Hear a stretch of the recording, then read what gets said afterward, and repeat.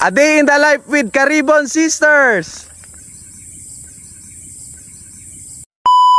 Pagdating ko nga sa Caribon Sisters, tinur muna nila ako sa kanilang malawak na kaharian. Yung kaharian kanabangan sa interview.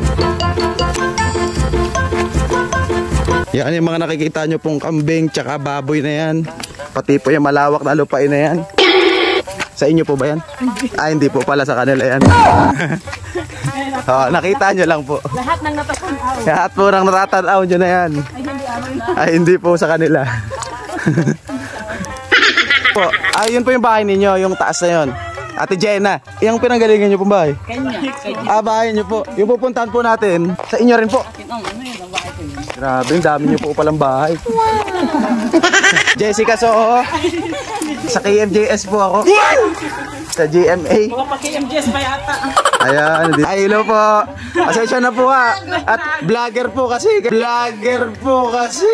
lagi may camera eh. Basta po kung ano po yung gagawin nyo ngayong araw. Yan, sasama lang po ako. Yung pinanggalingan pala naming bahay guys, kapatid din nila si Ate Jessica. At yung pupuntahan naman namin tatay nila na si Kuya Jerry. Grabe, sobrang init ng pagtanggap nila sa akin dito, pati yung mga aso. Gandang umaga po.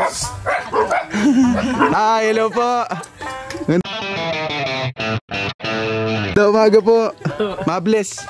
Yon. Thank you po. Nakarating po ako dito sa inyo.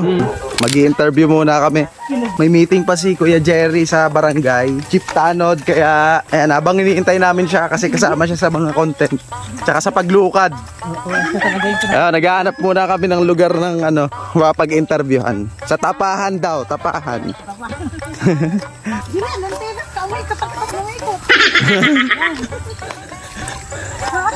Yun, dito pala. Ayan, dito kami mag-i-interview. Ayan, what is up Kabaytaans? It's your Kabaytaan Clarence back again. So, nandito tayo sa pang-anim na content creator na makakakolab natin. Walang iba ang Caribon Sisters! Ayan. Ayan guys, kasama ko rin si Kuya Jerry. Ayan, Kuya Jerry Boy po. Ano pong buong pangalan niyo po?